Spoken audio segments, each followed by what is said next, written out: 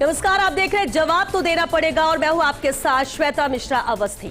बिहार विधानसभा चुनाव से पहले एसआईआर पर सियासी संग्राम छिड़ा है और इसको लेकर देश भर में जोरदार बवाल हुआ। इसी बीच चुनाव आयोग की ओर से फाइनल वोटर लिस्ट जारी कर दी गई है। एसआईआर के तहत नए मतदाताओं के नाम जोड़े गए हैं, मृतकों के और डुप्लीकेट नाम हटाए गए हैं। वहीं जो मतदाता दूसरी जगह पर शिफ्ट हो गए हैं उनके पते अपडेट किए गए। इस बार आयोग ने तकनीकी साधनों के इस्तेमाल पर विशेष जोर दिया है ताकि मतदाताओं को पारदर्शी और सटीक लिस्ट उपलब्ध कराई जा सके। बिहार में विधानसभा चुनाव नजदीक है, जल्द चुनावी बिगुल बच सकता है और ऐसे में ये सूची राजनीतिक दृष्टि से बेहद अहम मानी जा रही है। कांग्रेस और राष्ट्रीय जनता दल के नेतृत्व में महागठबंधन ने इसे वोट बंदी करार दिया है। इस मुद्दे पर राहुल गांधी और तेजस्वी यादव ने वोट अधिकार यात्रा तक निकाली। लेकिन सवाल यह है कि बिहार चुनाव में एसआईआर का मुद्दा आखिर किसे फायदा पहुंचाएगा और किसे झटका लगेगा। आज बात इसी खास मुद्दे पर।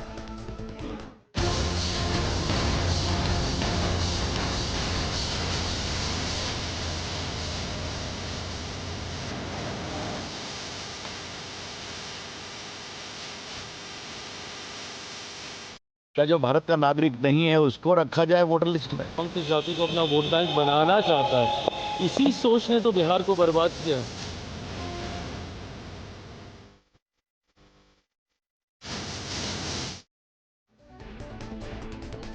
और चलिए इस बेहद खास मुद्दे पर चर्चा के लिए खास मेहमान हमारे साथ जुड़ चुके हैं। सबसे पहले उनसे रूबरू करा देते हैं आपको। हमारे साथ चर्चा में मौजूद है बीजेपी से अटल खंडेलवाल जी, कांग्रेस से हमारे साथ पौरुष भारद्वाज जी हैं, विषय विशेषज्ञ AK सिंह जी भी हमारे साथ जुड़े और साथ ही विषय विशेषज्ञ जगरूप यादव जी भी शामिल हुए हैं इस चर्चा में। आप सभी का बहुत स्वागत है। बेहद अहम है ये मुद्दा और AK सिंह सर, आपसे ही मैं शुरुआत करना चाहूंगी।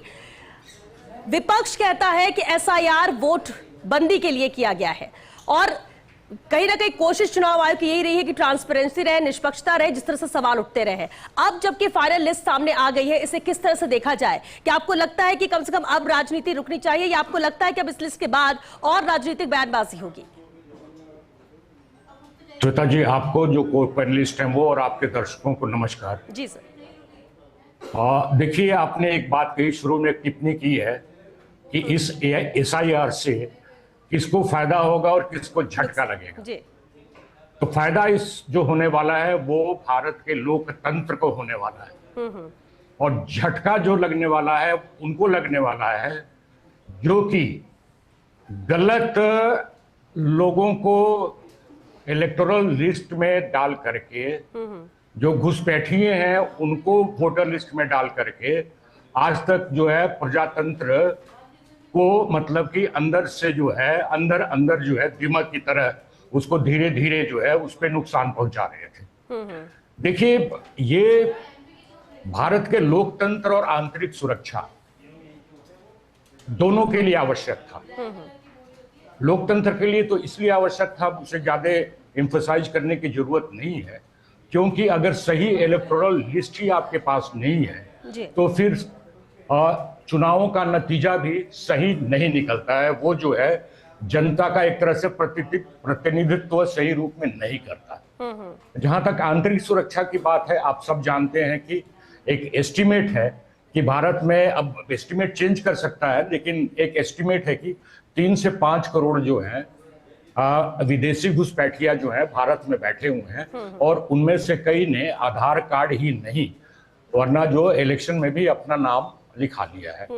धीरे धीरे क्या होगा कि एसआईआर के आधार पे जो है अब उनका सिटीजनशिप का एक तरह से चेकअप हो जाएगा, उसकी जांच हो जाएगी और उसके बाद जो है उनको निकाला भी जाएगा। तो ये जो एसआईआर है, इस एसआईआर में और इसके पूर्व में जो हुआ है, लास्ट हुआ था 22 साल पहले करीब, एक जो अंतर है कि ये माइलस्टोन क्यों है कि ये माननीय सुप्रीम कोर्ट, सर्वोच्च न्यायालय द्वारा जो है इसकी निगरानी की गई है। इसका एक यूनिक फीचर है और दूसरा एक यूनिक फीचर जो आपने खुद कहा है ओपनिंग रिमार्क्स में कि पूरा का पूरा एक डिजिटल प्लेटफॉर्म पे है। तो आप अभी चाहेंगे चेक करने तुरंत कि आपका नाम इलेक्टोरल लिस्ट में है या नहीं, हटा दिया गया है तो आपको पता चल जाएगा और अगर हटाया जाता है तो वो भी आपके पास मैसेज आ जाएगा। तो मेरे हिसाब से जो है एक ये माइलस्टोन है भारतीय लोकतंत्र के लिए और भारत की आंतरिक सुरक्षा के लिए। जी जी सर। जगरूप यादव जी, सर बेहद अहम है, क्योंकि जब हम प्रशासनिक स्तर पर भी बात करते हैं एक बड़ी जिम्मेदारी होती है, क्योंकि वो भूमिका भी आप निभा चुके हैं। एसआईआर को लेकर जिस तरह से अफवाहें थी, जो बातें कही जा रही थी, जो संशय, जो बयानबाजी थी, अब जबकि लिस्ट यहाँ पर फाइनल हो चुके हैं, आप इसमें क्या फायदा देखते हैं और ये कितना जरूरी आप मानते हैं? क्योंकि बिहार में भी विधानसभा चुनाव की बात कर ले, 22 साल बाद ऐसा हो रहा है। 2003 में हुआ था जब लिस्ट को वेरीफाई किया गया, या फिर जो भी जरूरी चीजें थी वो की गई है। क्योंकि सवाल बार बार उठता है कि जिसकी डेथ हो चुकी है उसके भी वोट पड़ जाते हैं, जिसने वोट नहीं डाला उसके भी वोट कास्ट हो चुके होते हैं। आपको क्या लगता है कितना हेल्पफुल ये रहेगा? श्वेता जी, सर्वप्रथम तो मैं बताना चाहूंगा कि कोई भी निर्वाचन संपादित होता है तो वो निर्वाचक नामावली के आधार पे होता है। निर्वाचक नामावली कोई आज नहीं बनी है, जब से चुनाव हुए हैं तब से निर्वाचक नामावली प्रादुर्भाव में है। और उनका समय समय पे पुनरीक्षण, हर वर्ष उनका 1 जनवरी को पुनरीक्षण होता ही होता है। और जिस राज्य में चुनाव होते हैं, जब देश में चुनाव होते हैं तो उनका संक्षिप्त पुनरीक्षण भी आवश्यक रूप से होता है। अब गहन पुनरीक्षण की आवश्यकता, क्योंकि बिहार में 23 साल से गहन पुनरीक्षण नहीं हुआ था, तो क्या होता है कि मतदाता एक तो संक्रमण कर जाता है, एक जगह से दूसरी कॉन्स्टिट्यूंसी में चला जाता है, कई लोग कालकलवित हो जाते हैं, कई लोग कई एक से अधिक जगह पे अपना नाम लिखवा लेते हैं। तो ये पुनरीक्षण बहुत आवश्यक है। अगर मतदाता सूची सही नहीं होगी तो चुनाव भी सही नहीं होगा, उसमें बोगस वोटिंग की आशंका रहती है। तो ये बहुत सामान्य प्रक्रिया है। मैं इस बात से तो सहमत नहीं हूं कि जैसे इससे किसी खास वर्ग जो देश में घुसपैठिया आ गए उनके लिए पृथक कानून है, लेकिन निर्वाचक नामावली की शुद्धता होनी चाहिए, ये बात सही है। और ये एक प्रक्रियागत कार्यक्रम है, इसका निर्वाचन आयोग से लेना देना है, सरकार से इसका कोई अधिक लेना देना नहीं है। आप देखिए, निर्वाचन आयोग एक स्वायत्त शासी और संवैधानिक निकाय है, उसके अपने फराइज हैं। लोक प्रतिनिधित्व अधिनियम 1950 और 51 प्रादुर्भाव में है, उनमें उनका ये पुनीत दायित्व है कि मतदाता सूचियों को अपडेट करें। और उस अपग्रेडेशन की जो कार्रवाई होती है उसमें ऐसा नहीं है, जैसे ये मेरी समझ से परे एक ना तजुर्बाकारी से वाइज की ये बातें हैं कि ये किस तरह की बातें हो रही हैं। निर्वाचक नामावली कोई आयोग नहीं बनाता है, निर्वाचक नामावली हम बनाते हैं ईआरओ, जिसको कहते हैं इलेक्टोरल रोल ऑफिसर, जो हर कॉन्स्टिट्यूएंसी का एक ईआरओ होता है। वो फार्म में किसी का नाम हटाता है तो उसके लिए प्रक्रिया निर्धारित है, उसको नोटिस दिया जाता है, वो अपना ऑब्जेक्शन दे सकता है, फिर भी हटा देता है तो उसकी अपीलेबल ऑर्डर है, अपील की जा सकती है। और किसी का नाम जुड़ना है तो उसकी भी प्रक्रिया निर्धारित है, उसका इनका सबका ड्राफ्ट पब्लिकेशन होता है। जैसे बिहार में संप्रति 65,000 लोगों का ड्राफ्ट पब्लिकेशन में नाम आया कि ये हटने योग्य हैं। इसका अर्थ ये नहीं वो हट गए, अब वो ड्राफ्ट पब्लिकेशन हुआ तो ड्राफ्ट पब्लिकेशन के पश्चात हर ईच एंड इंडिविजुअल मतदाता। जगरूप जी, जब इतने नियम कायदे हैं और पूरी प्रोसेस से चीजें होती, तो फिर ये सवाल सीधे सरकार तक कैसे पहुंचता है कि ये करवा रहे हैं अपने फायदे के लिए या इससे इस पार्टी को नुकसान है? ये राजनीतिकरण है मामले का। बाकी मेरी समझ से, चूंकि मैं भी जिला निर्वाचन अधिकारी रहा हूं, बहुत सारे चुनाव में इलेक्टोरल रोल ऑफिसर भी रहा हूं, मुझे पता ये कार्य मेरे यहाँ पे संपादित होता है। तो इसका चुनाव आयोग से इतना ही संबंध है, चुनाव आयोग इसमें उसके अधीन ये मशीनरी काम करती है। जब तक कि सारे ईआरओ सरकार से सांठगांठ में नहीं हो तब तक गलत फर्जी ढंग से ना तो नाम जोड़े जा सकते हैं ना हटाए जा सकते हैं। अब ये हो सकता है कि डुप्लीकेशन का जो मामला होता है कि एक से अधिक कॉन्स्टिट्यूएंसी में जो लोग नाम जुड़वा लेते हैं, जैसे अभी एक राष्ट्रीय पार्टी के प्रवक्ता का भी नाम आया था कि उन्होंने 2 जगह पे अपना नाम रखवा रखा, तो ये उनका मतदाता का दायित्व है कि वो देखे कि उसका दूसरी, जब वो कहीं पे किसी भी अमुक विधानसभा लोकसभा क्षेत्र में अगर नाम अप्लाई करता है ईआरओ के सामने, तो उसको एक डिक्लेरेशन देना होता है कि मेरा भारतवर्ष में कहीं पे भी किसी अन्य कॉन्स्टिट्यूएंसी में नाम नहीं है। अगर है वो क्रमांक लिखता है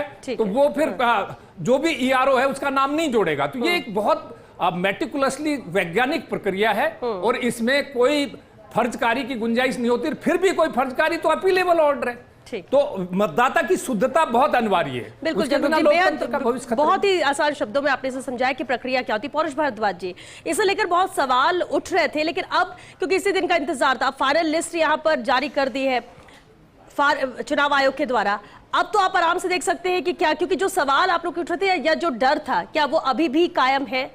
श्वेता जी देखिए, एसआईआर की जब प्रक्रिया शुरू हुई थी तो एसआईआर पे हमारा विरोध इस बात का नहीं था कि एसआईआर हो रही है। एसआईआर पे हमारा विरोध एसआईआर की टाइमिंग को लेकर के था और उसके जो तौर तरीके हैं उसको लेकर के था। जैसा कि अभी जगरूप सिंह यादव जी ने बताया कि हर साल जो है जनवरी के अंदर मतदाता पुनरीक्षण का काम चलता है और उसके अंदर जो है मुख्य मुख्य तथ्य जो होते हैं वो सामने आ जाते हैं। क्योंकि बिहार में जो है पहले भी 2003 में भी ये एसआईआर की प्रक्रिया हुई थी। उस समय देखिए कि जब विधानसभा चुनाव से 2 साल पहले का समय था, लोकसभा चुनाव के 1 साल पहले का समय था और इसी साल विधानसभा चुनाव बिहार में और इसी साल अचानक से चुनाव आयोग ये प्रक्रिया घोषित करता है तो चुनाव आयोग की नीयत पे शक उठना लाजमी था।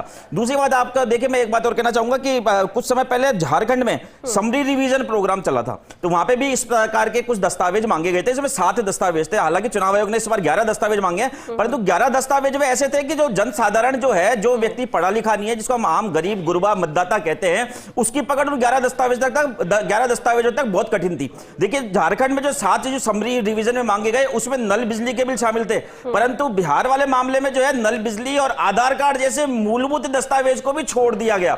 आपको पता है कि विपक्षी पार्टी ही जो है इस प्रक्रिया के खिलाफ सुप्रीम कोर्ट में नहीं गई, बल्कि चुनाव की प्रक्रिया को लेकर के सजग रहने वाली संस्था एडीआर, जो एक अपने आप में रेपुटेड संस्था है, उसका नाम पूरे विश्व में भारत के लोकतंत्र के प्रहरी के रूप में जाना जाता है, वो एडीआर भी जो है चुनाव आयोग के एसआईआर के खिलाफ जो है सुप्रीम कोर्ट गई। जब ये सब कुछ हुआ उसके बाद में सुप्रीम कोर्ट के हाँ, दूसरी बात मैं देखिए ये बात भी कहना चाहूंगा कि चुनाव आयोग में बार बार शक के दायरे में क्यों आता है। मैं इस बात को मानता हूं कि अपने आप में कोई भी प्रक्रिया कंप्लीट नहीं होती, कुछ ना कुछ कमी सब में रह जाती है। आप लोग भी कार्यक्रम चला रहे हैं, हो सकता है श्वेता जी आपको सवाल पूछने में कमी छोड़ दे, मैं जवाब दे रहा हूं, हो सकता है मुझसे जवाब छोड़ने में कमी जाए, परंतु जब चुनाव आयोग किसी सुझाव, चाहे वो विपक्षी पार्टी द्वारा दिया गया हो या वो एडीआर के द्वारा दिया गया या किसी तीसरे पक्ष के द्वारा दिया गया हो, तो चुनाव आयोग जो है उस सुझाव पे कार्रवाई करने या फिर कार्रवाई करने का आश्वासन देने की बजाय बचाव की मुद्रा में आता है, तो चुनाव आयोग पे शक उठना लाजिमी हो जाता है। अब देखिए, अब जब दस्तावेजों की बात हुई, जब विपक्षी पार्टियों के द्वारा और एडीआर के द्वारा भी इस बात को कहा गया कि भाई आपके द्वारा जो 11 दस्तावेजों की सूची जारी की गई है उसमें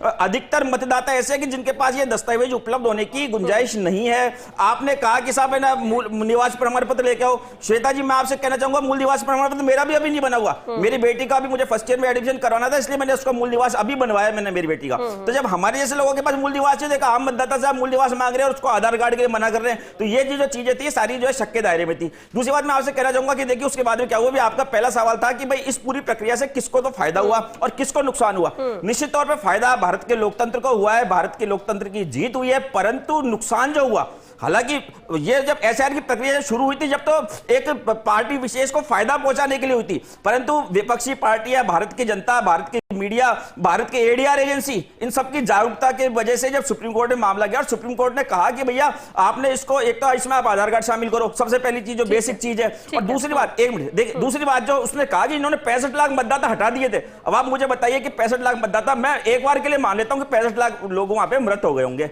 तो आपको उनकी सूची सार्वजनिक करने में कहां दिक्कत थी? फिर सुप्रीम कोर्ट के आदेश में सार्वजनिक हुई ना, जब सुप्रीम कोर्ट ने कहा कि भाई आप सारे अखबारों में अभी तो अब चलिए ये पूरी प्रक्रिया थी और वक्त पर इस पर हमने चर्चा भी की है, लेकिन अब तो आपको लग रहा है सब ठीक है, या अभी आपको लगता है कि अभी हम लिस्ट देखेंगे या फिर कोई नाम या कोई मामला ऐसा आता है तब फिर बात करेंगे? एक लाइन में जवाब मुझे अटल जी का रुक रहा है। आज लिस्ट जारी हुई है, अब इसके बाद इसको सामने आने दीजिए। जो 65 लाख मतदाता मृत बताए गए थे उनमें से जिनके दावे वापस नाम जुड़वाने के लिए किए गए, उनके नाम जुड़े या नहीं जुड़े वो लिस्ट देखने के बाद पता पड़ेगा। अटल जी, ठीक है, अटल खंडेलवाल जी, एसआईआर के बाद अब क्योंकि देखिए लिस्ट भी सामने आ चुकी है, लिस्ट जारी कर दी है इसी ने, अहम सवाल ये उठता है कि क्या आम जनता की हम बात कर लेते, देखिए राजनीतिक तौर पर तो बहुत, क्या भरोसा बढ़ा है एसआईआर के बाद आम जन का इलेक्शन को लेकर, वोटिंग को लेकर? हमसे बिहार की बात कर ले क्योंकि अभी वहां पर हुआ, या फिर आपको लगता है अविश्वास पैदा हुआ जिस तरह से विपक्ष सवाल उठा रहा है?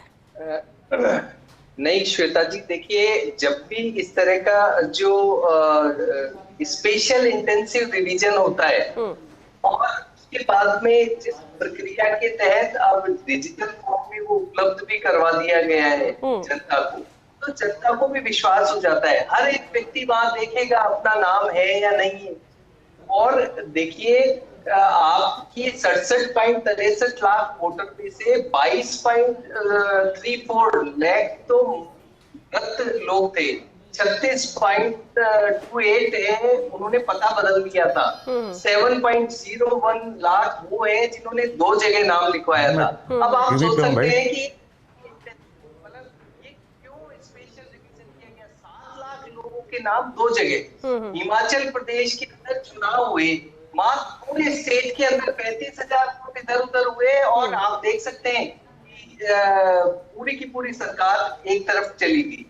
बेसिकली आप इस बात को समझिए कि ये 67.63 लोग हैं, वो गलत तरीके से उसमें जुड़े हुए थे। और जब एक भी जना कहता है कि मैं 4 जगह वोट दिया है या 2 जगह दिया है, या वो व्यक्ति है ही नहीं और फिर भी उसका वोट गिर जाता है या जो है, तो आप अटल जी, तो क्या मानते हैं आप, इससे भरोसा बढ़ा है आम जनता का एसआईआर के बाद जो ये पूरी प्रक्रिया हुई? जितने भी ये थे ना हाइड्रोजन बम, न्यूक्लियर बम, ये सब कुछ चले गए और जनता का विश्वास चलो अटल जी, मैं वापस आपका रिएक्शन लूंगी, लेकिन इस बीच बड़ी खबर आ रही है, बड़ी खबर का रुख कर लेते हैं। राजस्थान विश्वविद्यालय से बड़ी खबर है, जहां एनएसयूआई का कुलपति के खिलाफ विरोध प्रदर्शन है। अहम तस्वीरें आपको दिखाएंगे। राजस्थान यूनिवर्सिटी के मुख्य द्वार पर एकत्रित हुए कार्यकर्ता, प्रदेश अध्यक्ष विनोद जाखड़ के नेतृत्व में यह प्रदर्शन किया जा रहा है। प्रदेश महासचिव अंकित चौधरी, महेश चौधरी, रितु बराला सहित अन्य कार्यकर्ता भी यहां पर मौजूद हैं।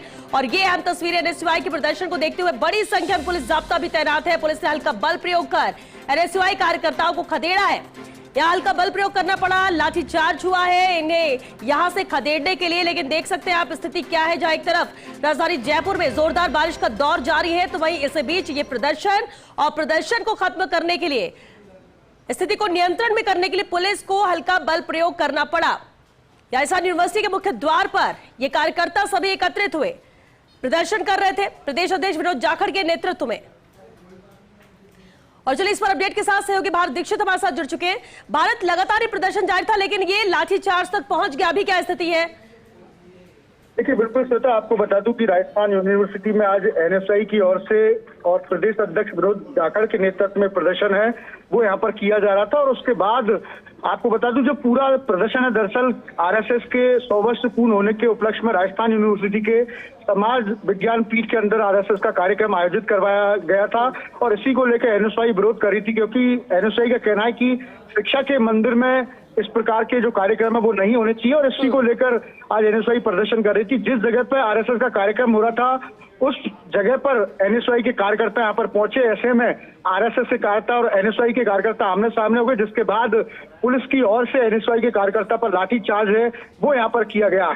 और अगर बात करें तो कई जो छात्र नेता हैं एनएसआई को, उनको पुलिस की ओर से हिरासत में यहाँ पर लिया। फिलहाल की अगर बात करें तो पूरा कैंपस पूरी तरह से पुलिस छावनी में तब्दील है वो यहाँ पर हो चुका है। क्योंकि देखिए, आरएसएस के प्रोग्राम में जो क्षेत्रीय प्रचारक है निम्बर राम जी, वो भी इस कार्यक्रम में पहुंचने वाले हैं। तो तमाम चीजों को देखते हुए किसी प्रकार का विरोध यहाँ पर ज्यादा ना हो, उसको लेकर चप्पे चप्पे पर पुलिसकर्मी तैनात है वो यहाँ पर तैनात किया गया है।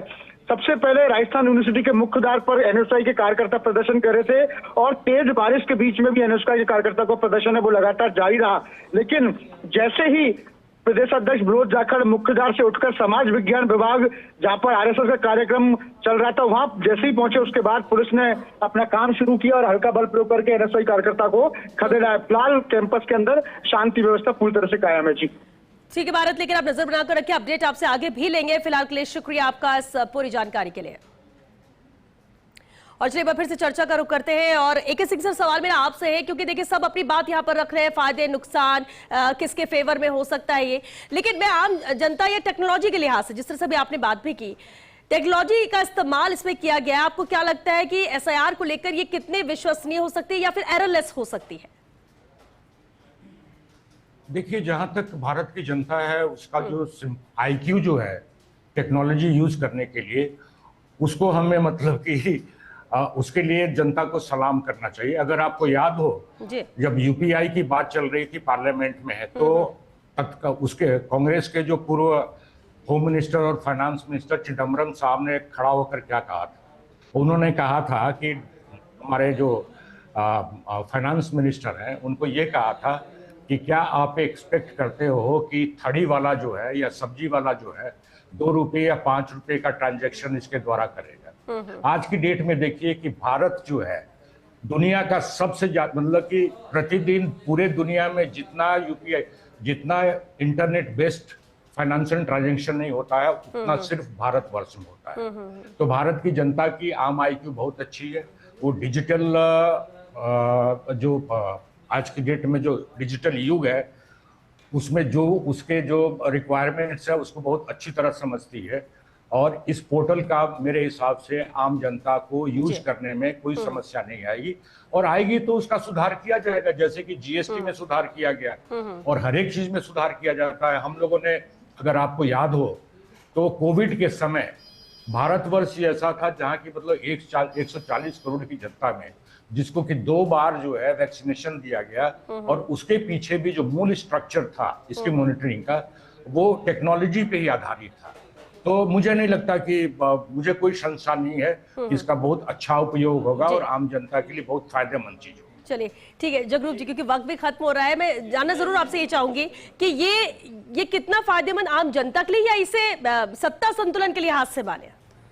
देखिए श्वेता जी, जब भी मतदाता सूचियों का पुनरीक्षण होता है, गहन पुनरीक्षण होता है, संक्षिप्त पुनरीक्षण होता है या उसका अपग्रेडेशन होता है, तो इससे लोकतंत्र मजबूत होता है। जो डुप्लीकेट नाम है, चाहे वो एक से अधिक कॉन्स्टिट्यूंसी में होने की वजह से हो या मृत हो जाने की वजह से स्पूरियस वोटर होता है, या स्थानांतरित होने की जगह से कोई आदमी दूसरी जगह चला गया फिर भी उसका विगत विधानसभाई क्षेत्र में, लोकसभाई क्षेत्र में नाम है, तो एक सामान्य प्रक्रिया है। इससे लोकतंत्र मजबूत होगा, आम जो सही वोटर है उनको फायदा होगा, लोकतंत्र को फायदा होगा। और राजनीतिक दलों के तो महज मुबाई से मुझे मेरी समझ से परे है, क्योंकि निर्वाचन आयोग किसी एक दल का नहीं है। निर्वाचन आयोग संवैधानिक संस्था है, उसका ये कार्य है, लेकिन इस बार तो निर्वाचन आयोग को भी कटघरे में खड़ा किया गया। हाँ ये लेकिन जगरूप जी एक अहम बात, अगर किसी का नाम कटा है, किसी को कोई दिक्कत है, तो उसे जाना कहाँ चाहिए? वो अपीलेबल ऑर्डर। श्वेता जी, मैं ये भी कहना चाहता हूँ, ये appealable order final draft publication के बाद भी अगर किसी को लगता है उसका नाम गलत हटा दिया गया या गलत तरीके से जोड़ दिया जाए, तो उसकी पुनः अपील की जा सकती है। और ये कब तक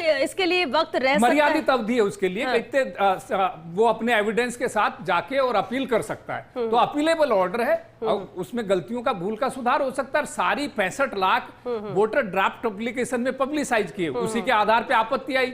माननीय सुप्रीम कोर्ट ने इसमें पुनरीक्षण किए करके कहा कि दस्तावेज कोई कम थे, तो उनको कहा कि नहीं, इनको आप पहचान पत्र को भी शामिल कीजिए, आधार कार्ड को भी इसमें। यानी ये कह सकते हैं फाइनल लिस्ट जरूर है, लेकिन अभी मौका अभी भी है, अगर किसी के साथ कुछ ऐसा होता है तो वो अपने डॉक्यूमेंट शो करके। वक्त खत्म हो चुका है, एक लाइन में कमेंट। श्वेता जी देखिए, मैं इस बात को कहना चाहूंगा कि विपक्ष के द्वारा ये संवैधानिक विपक्ष का, संविधान ने विपक्ष को संवैधानिक दायित्व दिया है कि वो सरकार में या फिर अन्य किसी सार्वजनिक क्षेत्र में यदि कोई कमी दिख रही है तो उसको उजागर करे, और उसका फायदा क्या होता है वो मैं आपको बताना चाहूंगा। कि देखिए, इस पूरे मामले में विपक्ष ने जब पूरा मामला उठाया, उसके बाद में आधार कार्ड इस पूरे प्रक्रिया में शामिल हुआ, निश्चित तौर पे वोटर्स की संख्या बढ़ी होगी। दूसरी बात, अभी कर्नाटक के आनंद के विधानसभा क्षेत्र के मामले में राहुल गांधी जी ने प्रेस कॉन्फ्रेंस की थी। उस समय चुनाव आयोग तो ये कह रहा था, बोले साहब हमारे यहाँ तो ऑनलाइन डिलीटेशन का काम, एडिशन का काम होता ही नहीं है, और उसके बाद में 5 या 10 दिन बाद में जो है चुनाव आयोग ने फॉर्म 6, 7, 8 में ई सिग्नेचर अनिवार्य कर दिया। यानी ओटीपी आधार से आप नाम जुड़वा भी सकते हो। एक लाइन में एसआईआर की फाइनल लिस्ट आ गई है, एक फाइनल कमेंट। देखिए ये फाइनल ऐसा है, अभी भी इसके अंदर यदि कुछ नाम अगर किसी को लगता है कि मेरा नाम रह गया, तो फॉर्म 6 है, उसको आप जो मर्यादित समय है उसके अंदर भर कर दीजिए, वो नाम ऐड हो जाएगा और त्रुटि का समाधान भी होगा। केवल चीखने से और किसी पे आरोप लगाने से या इसका समाधान नहीं होता। बहुत शुक्रिया AK सिंह जी, अटल जी, जगरूप जी और पौरुष जी, बहुत शुक्रिया आप सभी का इस चर्चा में शामिल होने के लिए। देखिए, SIR को लेकर बवाल था, सवाल थे, कटघरे में खड़ा किया गया है इलेक्शन कमीशन को भी, लेकिन SIR के बाद ये फाइनल लिस्ट है वोटर्स की जो जारी कर दी गई है बिहार विधानसभा के मद्देनजर। लेकिन अभी भी नाम कट गया है, नाम हट गया है, पैनिक होने की जरूरत नहीं है, आपके पास अभी भी वक्त है, आप आराम से जाइए। प्रक्रिया के तहत ये चीजें हुई हैं, सुधार इस पर भी हो सकता है, फाइनल लिस्ट जरूर है, लेकिन कम से कम राजनीतिक पार्टियों के बहकावे में ना आए, क्योंकि हर कोई अपने फायदे के तौर पर इसे देख रहा है। आपको अपना फायदा देख रहा है, क्योंकि एक एक वोट बहुत कीमती है, एक एक वोटर बहुत कीमती है, इसका खास ख्याल आपको रखना होगा। चलिए इसी के साथ हमें दीजिए इजाजत।